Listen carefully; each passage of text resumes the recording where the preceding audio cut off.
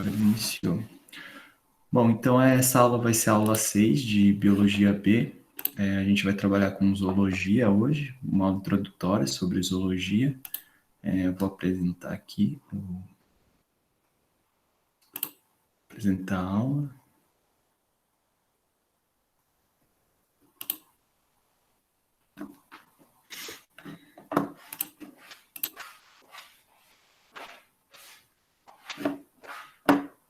Só Bom,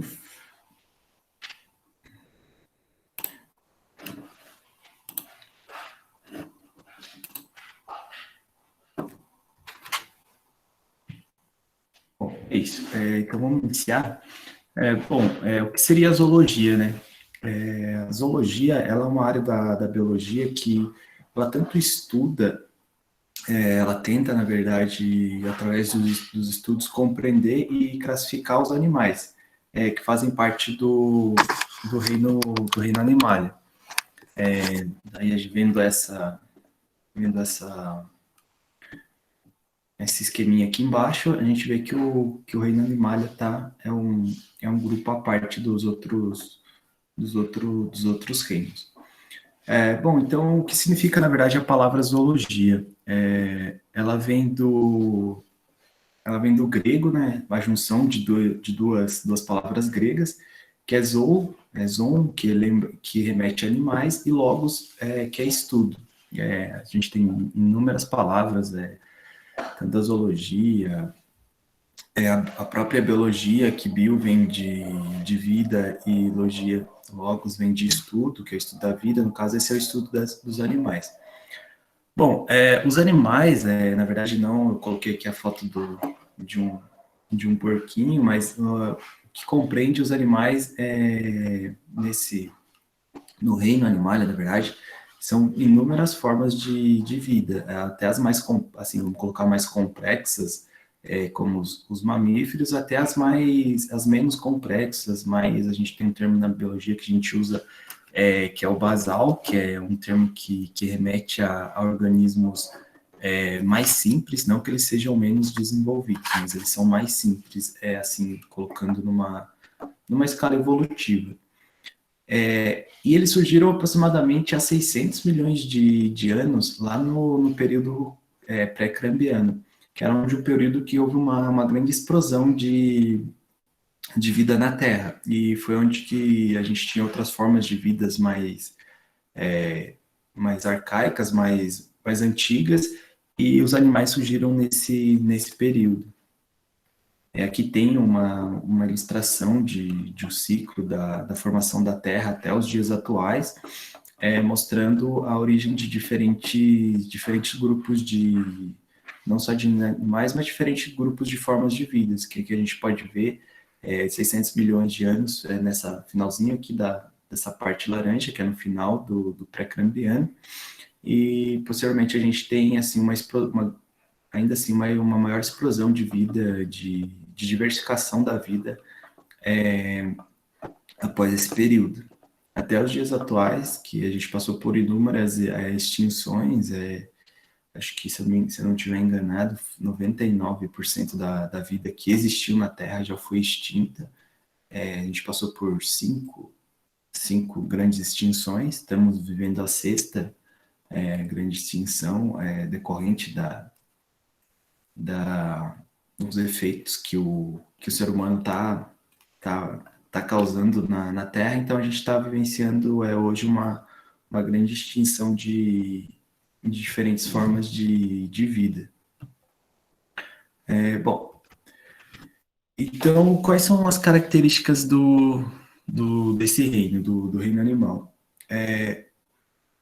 As células são seres, na verdade, pluricelulares, então há uma organização de mais células para formar o indivíduo, a espécie em si. E as células são eucarióticas, que são células que a gente pode ver a imagem da célula, que são células que têm o seu material genético envolto por uma membrana, que é conhecida como carioteca ou membrana celular. E também na célula animal, a gente pode ver que há a presença de diferentes organelas. É uma célula um pouco mais complexa do que uma célula procariótica. Bom, eles são organismos heterotróficos, então todos os animais eles realizam a sua nutrição é uma nutrição externa, eles precisam fazer sua alimentação com base em outros, não só, em outros organismos principalmente. Daí a gente tem as escalas, né? Tem os seres que são consumidores, que são os herbívoros ou consumidores primários, e tem outros seres que vão montando essa teia trófica. É um assunto mais para frente, a gente vai ter isso, acho que tem um pedaço de ecologia no final de biologia B, então a gente vai ver esses conceitos, vai rever toda essa questão de teia trófica. Bom, e são seres aeróbicos, são seres que necessitam do oxigênio para realizar o seu metabolismo. Então, por mais que alguns seres vivam em ambientes aquáticos, mas mesmo assim eles precisam de oxigênio para sobreviver. Uma das características dos animais eles possuem uma simetria corporal. A gente pode ver nessa imagem aqui que essa simetria geralmente não é uma simetria. Na verdade, existem diferentes tipos de simetria, né, como a simetria bilateral, que é o que representa nós humanos. A gente possui uma simetria bilateral. Interessante dessa simetria bilateral é que ela possibilitou o surgimento dos diferentes organismos, mas numa cabeça. Que, na verdade, ela meio, assim, desenvolveu as espécies que possuem esse tipo de estrutura, então ela concentra o sistema sensorial, as diferentes funções sensoriais em uma região. Então, assim, os animais que possuem isso têm uma percepção de ambiente um pouquinho maior do que os outros. Então, assim, eles falam... É um termo meio que, assim, um tabu de ser usado, mas que ousou que esses animais dominassem os ambientes que eles vivem. Aí tem simetria oral, que é baseada em um ponto do organismo, que na verdade essas são simetrias radiais. A gente, que nem tem a estrela do mar, ela é uma simetria pentarradial, então ela tem cinco estruturas partindo de um raio. São 5 estruturas dentro partindo de um raio, então é uma simetria pentarradial. Você consegue dividir esse organismo em diferentes pedaços, assim, que são iguais. Por mais que sejam, que nem a nossa bilateral, são 2, mas uma estrela do mar a gente consegue dividir em 5 pedaços, e esses 5 pedaços são iguais. Ou, que nem nessa simetria apical, também a gente consegue dividir o organismo em diferentes pedaços que vão, assim, não serão iguais, mas vão lembrar os outros. Bom, uma também das características dos animais é a presença de uma blástula na fase embrionária. Eu não vou entrar em afinco nesse tema, porque tem uma parte de embriologia, então na embriologia vocês vão ver mais detalhadamente esse assunto. Mas só para elucidar, essa blástula seria após a mórula, que é uma parte posterior da fecundação, o desenvolvimento do feto, a fecundação, ocorre a formação dessa cavidade dentro desse amontoado de células que vai dar origem ao novo ser. Então, essa é uma fase embrionária dividida por todos os animais. Então, é uma forma de uma característica global desse grupo. Deixa eu passar aqui. Bom, e os animais podem ser classificados de diferentes formas. Assim, é um reino bastante diverso, então a classificação desse reino pode ser feita de diferentes de diferentes formas, como pela formação de tecidos. O tecidos, eu acho que umas 2 aulas anteriores, eu tinha comentado sobre tecidos, acho que se não me engano, de fungos, que os fungos não têm tecidos verdadeiros. Na verdade, remetendo a esses tecidos, os tecidos de humanos ou dos diferentes grupos de diferentes grupos de seres vivos, seriam um aglomerado de células que tem uma função, que tem funções iguais, na verdade. Como a gente tem o tecido ósseo, que são células ósseas que desempenham uma mesma função, que é dar estrutura para o nosso corpo. A gente tem a nossa pele, o tecido da epiderme, que também desempenha uma função igual, e entre outros. Então, uma das formas de dividir esses animais é sobre a presença ou não de tecidos verdadeiros. Que nem a gente tem o grupo Parazoa, que é o grupo que não possui tecido verdadeiro. Na verdade, ele é representado por apenas um filo, que é o dos políferos, que é o primeiro filo, que é o mais basal, que é na cadeia, assim, vamos colocar na cadeia evolutiva, ele é o mais basal dos animais. A gente vai ver acho que na próxima aula, se não me engano, já entra com políferos. E a gente tem o Eumetazoa, que é o grupo que possui tecidos verdadeiros, que é a partir de quinidários até os vertebrados, que somos nós. Bom, e dos folhetos embrionários. Os folhetos embrionários, na verdade, seriam como o embrião desenvolve, como que tem as camadas do embrião, quais são as camadas que ele desenvolve.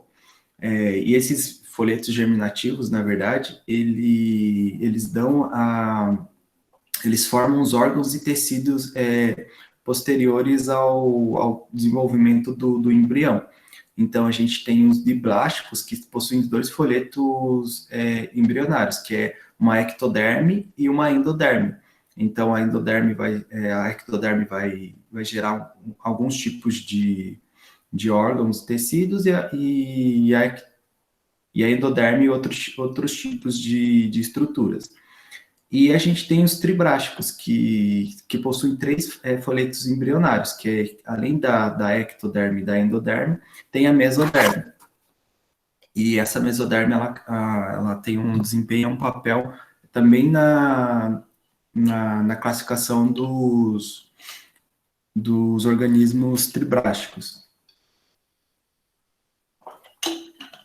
Alguma dúvida até aqui, pessoal? Acho que estou falando um pouco rápido.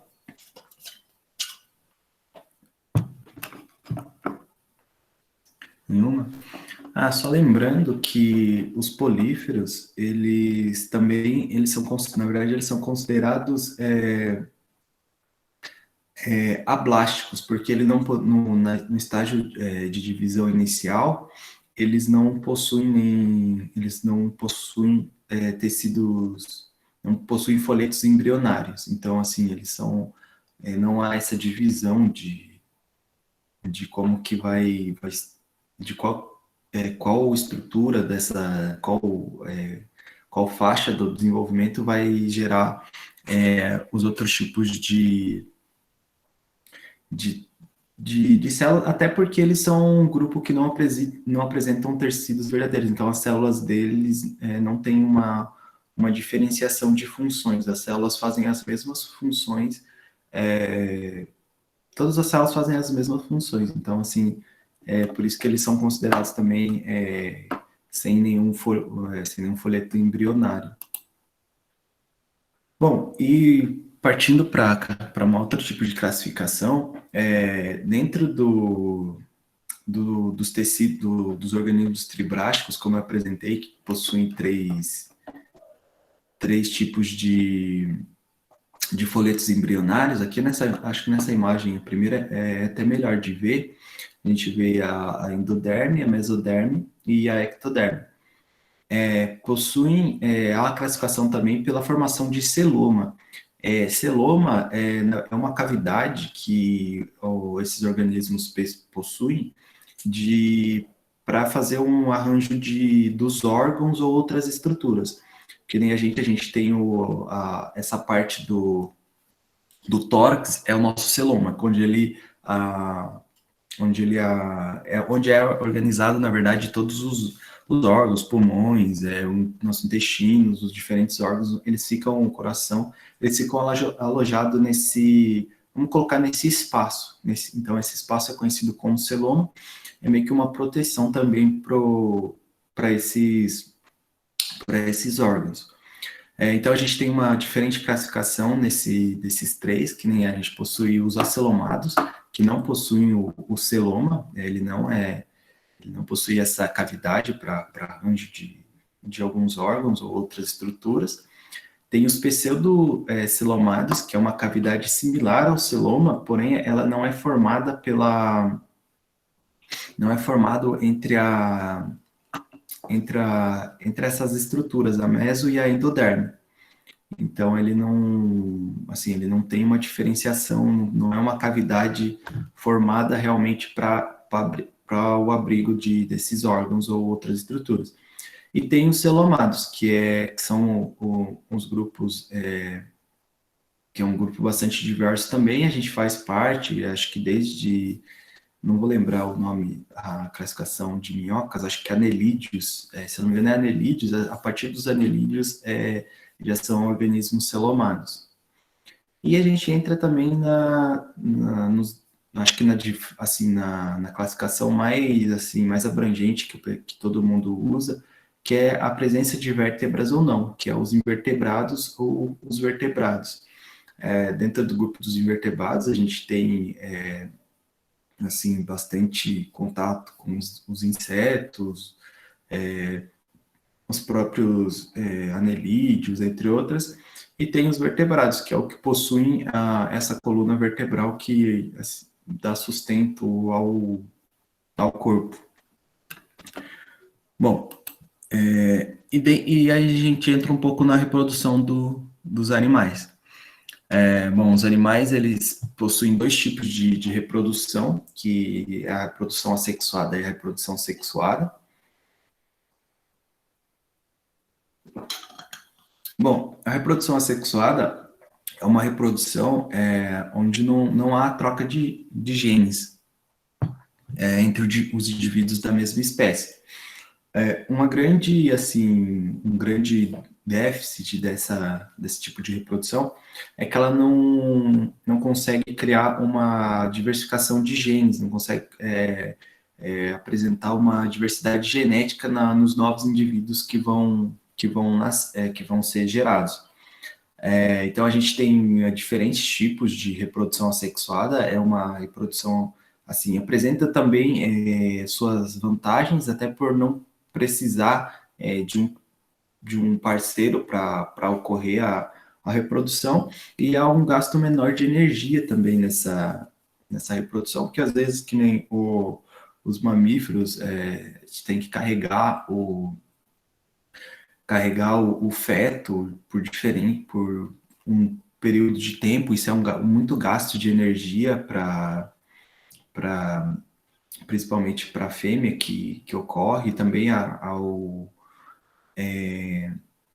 encontrar um parceiro também é um gasto de energia bastante, assim, que leva bastante em consideração não para ser negativo, mas é um ponto negativo da reprodução sexuada. Então, a gente tem diferentes tipos diferentes tipos de reproduções assexuadas, como o brotamento. A gente pode ver essa esponja, é onde nasce um indivíduo através do novo indivíduo, e esse indivíduo se quebra ou se rompe essa ligação com o indivíduo que gerou ele e gera um novo indivíduo no ambiente. Tem a gemulação, que é algo que seria um indivíduo, ele cria um indivíduo natante e é enviado para o ambiente, na verdade, e gera tem acho que os quinidários, se eu não me engano, fazem esse tipo de reprodução sexuada. Tem a partenogênese. A partenogênese ela é bem assim, interessante por fazer parte que nem aqui a gente tem o grupo das abelhas, as abelhas fazem esse tipo de reprodução, que é bem interessante, até por a rainha, no caso, ela é a única que coloca ovos na colmeia. Então, se esse se esse óvulo, na verdade, ele é fecundado, então ele vai gerar as operárias, que são fêmeas, ou possivelmente uma nova rainha. Porém, se ele não é fecundado, ele gera um zangão, que é um indivíduo masculino da colmeia. Então, assim, pela partenogênese, ela não vai gerar um indivíduo igual a ela, mas vai gerar um indivíduo que faz parte do ciclo reprodutivo, que a gente pode ver que o zangão aqui ele faz parte do ciclo reprodutivo. E a gente tem a estabilização, que também é algo que o indivíduo ele gera, na verdade ele é um indivíduo, acho que o exemplo da estabilização, se eu não me engano, deixa eu só lembrar, ai, nunca lembro o nome, deixa eu lembrar.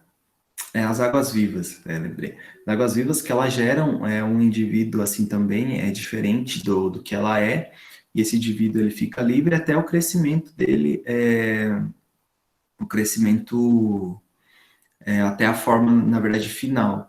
É um indivíduo diferente do indivíduo adulto, então ela faz ele cria esse novo ser, e esse ser é lançado no ambiente até se tornar um adulto. E a gente tem a fragmentação, que é uma de reprodução das planárias e das estrelas do mar. As planárias, se você dividir ela no meio, de diferentes formas, elas nascem novamente. Nascem não, na verdade, elas geram outro indivíduo das partes cortadas, que é igual o indivíduo anterior, ele na verdade é uma cópia do indivíduo anterior. E a gente tem as estrelas do mar também, que acho que vocês, eu já participei de pesca de arrasto num curso, então a gente fez a captura. Pesca de arrasto é você jogar uma rede e arrastar tudo que tem no fundo do mar. É horrível esse tipo de pesca, assim, porque ela não é seletiva, então ela retira tudo que tem no, no fundo do mar. Então, até assim, o que eles não estão visando pescar, eles retiram. Geralmente assim, não conseguem devolver, ou se devolvem, o animal já tá morto, até por diferentes fatores. E eu vi uma estrela do mar em regeneração. Ela tinha perdido, acho que, se eu não me engano, dois dos tentáculos, vamos colocar, então ela estava se regenerando. O interessante é, como eu falei, que ela é um indivíduo pentarradial, então, como ela tem cinco partes, se você cortar essa parte da ponta, o indivíduo ele se regenera em si, mas essa ponta não vai gerar um novo indivíduo. Mas se você cortar ela no centro, onde tem um disco que assim, de 90, acho que as estrelas do mar, se não me engano, são um dos indivíduos assim, primeiros que apresentam um tipo de estrutura de uma coluna ou algo assim. Não vou lembrar, ele tem um nome específico, mas eu não vou lembrar. Então, se você corta essa parte desse disco que contém essa estrutura, então esse novo tentáculo pode gerar um indivíduo, porque esse pedaço de disco contém as informações para gerar. Assim, eles são um dos poucos dos indivíduos mais recentes que conseguem fazer esse tipo de regeneração de uma forma bastante efetiva, bastante avançada. Como a gente se perde um braço, não consegue recuperar esse braço, mas eles conseguem fazer essa regeneração. Acho que até que a imagem mostra, se você, acho que está gerando dois indivíduos iguais através do corte desse meio, desse disco que tem. Bom, deixa eu passar aqui. E tem a reprodução sexuada, que é onde que há a troca de genes dos indivíduos de uma mesma espécie. Como eu comentei, assim, ela é bastante interessante por ver por causar, na verdade, uma diversidade genética dos indivíduos que são gerados, então, ao da reprodução, também não vou entrar em detalhes, porque vocês vai ser passado para vocês, as reproduções, na verdade, como que se dá a reprodução sexuada, a troca de informações gênicas, como se formam os gametas, então, assim, como se formam os novos indivíduos, então, assim, algo só para saber que, pô, uma introdução da reprodução assexuada. E, bom, e há diferentes tipos de fecundação, como é a formação de um gameta, de um ovo, na verdade, que através dos gametas a formação de ovo, então esse ovo ele pode ser ser fecundado de diferentes formas, como a fecundação interna, que ocorre nos mamíferos, nós seres humanos, que é onde um dos indivíduos carrega esse ovo até ele formar o indivíduo jovem. Tem a fecundação externa, então a fecundação externa é onde as espécies, o macho e a fêmea, elas fazem a liberação dos gametas no ambiente. Então, eu acho que ouriço do mar, diferentes formas, mas eu lembro de ouriço porque eu vi também, porque é bem interessante ver, porque os gametas, como o gameta do ouriço do mar, ele é um pouquinho grande, você consegue ver ele através de uma lupa, não é essa lupa de mão, é uma lupa um pouquinho mais potente, que geralmente tem em laboratórios, enfim. Então, você consegue ver essa fecundação externa, onde o macho e a fêmea, eles depositam os gametas no ambiente, e você vê o encontro do óvulo e do gameta feminino e do gameta masculino, fazendo essa fecundação. Aí, no caso, dentro das fecundações, ocorre uma fecundação cruzada, que é quando ocorre a troca de gametas de masculinos e femininos, ou uma autofecundação, que seria um indivíduo que contém tanto os gametas masculinos como os gametas femininos, então ele realiza uma autofecundação, podendo ser interna ou externa, externa ou externa do indivíduo, e então gera um indivíduo que pode não conter uma variabilidade genética alta, mas ele, assim, ele não é tão parecido quanto o genitor, tão parecido quanto o indivíduo que deu origem a ele. Bom, acho que... E falar um pouquinho sobre sistemática.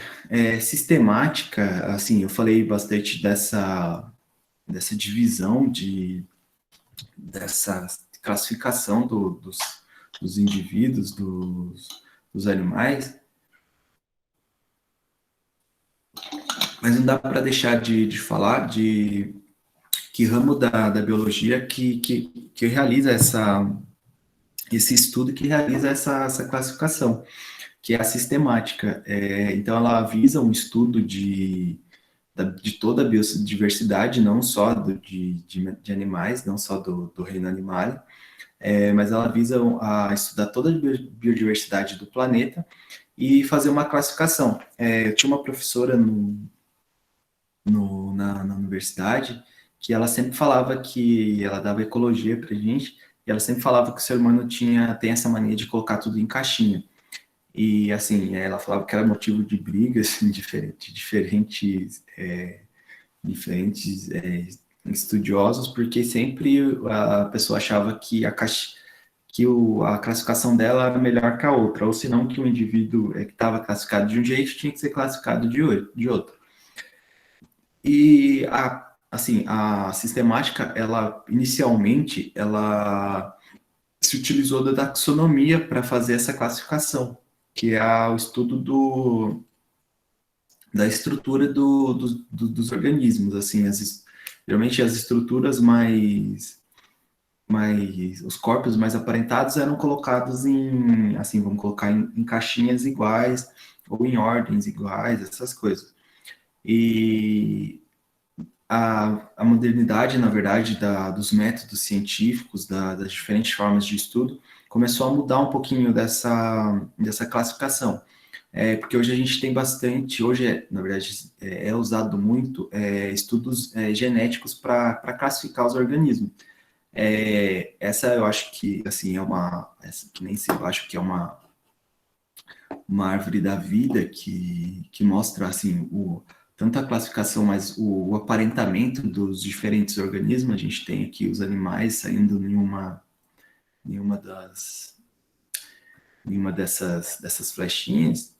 E, assim, essa classificação gênica, essa classificação pelos genes foi colocando indivíduos que eram mais aparentados, que eram considerados mais perto, mais parentes, colocando em outras caixinhas, até pela essa questão dos genes serem mais, assim, serem mais específicos, não sei, serem mais, assim, mais pontuais em classificar os organismos. Assim, hoje a gente tem uma classificação bastante feita, que nem aqui, na verdade, aqui, na verdade, está dividido, essa árvore da vida está dividido nos grandes domínios, que nem a gente tem os domínios das bactérias, dos protistas e dos animais. Então, assim, e aqui a gente tem desse lado direito, a gente tem a classificação de como é feito a divisão por espécies, pelo gênero, pelo nome da espécie, na verdade, que daí aqui ele coloca que é a vida, se tem vida ou não, se é um ser biótico, que é um ser vivo, ou se é um ser abiótico, que não contém vida, nem, assim, usei a palavra ser, mas nem é ser, algo assim, abiótico. Aí tem os domínios que são representados aqui, daí a gente entra nos reinos, que tem os 5 grandes reinos, e daí a gente entra no filo, divisão, é um grande filo, uma divisão maior, que nem eu falei, do filo dos políferas. Tem as classes, tem as ordens, daí tem família, gênero e espécie. Se eu não me engano, uma classificação do ser humano, a gente é do reino animal, o filo, eu nunca lembro o filo. A ordem é mamália, a família é hominídeo, o gênero é Homo e a espécie é Homo sapiens sapiens. Este já é uma subespécie do Homo sapiens. O filo do ser humano, acho que é cordata, não lembro. Não, o classe cordata, não vou lembrar. Mas então, daí é nisso que a sistemática trabalha, colocar as espécies nessas caixinhas, para que haja uma divisão e até melhor os estudos. E a gente, na biologia, usa um sistema de nomeação, que é um sistema binomial, que é onde a espécie, ela carrega o primeiro nome, é o gênero, que nem o nosso gênero é Homo, então a nossa espécie é Homo sapiens, Homo sapiens. Então, ela carrega o primeiro, nesse sistema binomial, que é 2 nomes, o primeiro nome é o gênero e o segundo nome é o que vai definir a espécie. Tem, não lembro o outro nome de um Homo, da família, não lembro o outro nome. Mas é isso, daí, então essa é a grande visão dessa sistemática, que é sistematizar tudo, colocar tudo dentro dessas caixinhas para que haja um melhor estudo. Deixa eu ver aqui. Bom, pessoal, era isso que eu queria passar para vocês, bem assim, foi bem breve mesmo, bem superficial, e porque as próximas aulas, na verdade, vão entrar nos grandes grupos, que nem a próxima aula, acho que é aula sobre polífera, se eu não me engano, então a gente vai entrando nesses grandes grupos, vai passar pelos répteis, pelas aves, depois os mamíferos, e eu acho que plantas também a gente entra depois, se eu não estiver enganado, não lembro em qual etapa vai entrar plantas, mas é isso, era isso que eu queria passar para vocês. Se tiverem alguma dúvida, pode falar aí, que tem um tempinho ainda para a gente responder.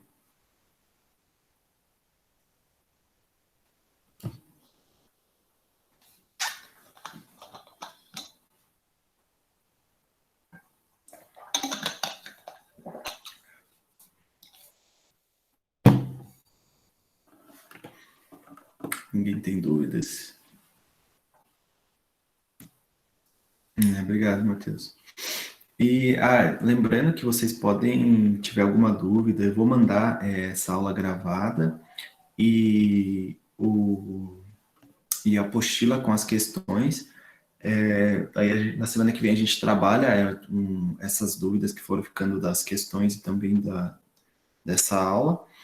E, e é isso. Deixa eu só interromper a gravação, porque sempre esqueço e fica muito grande.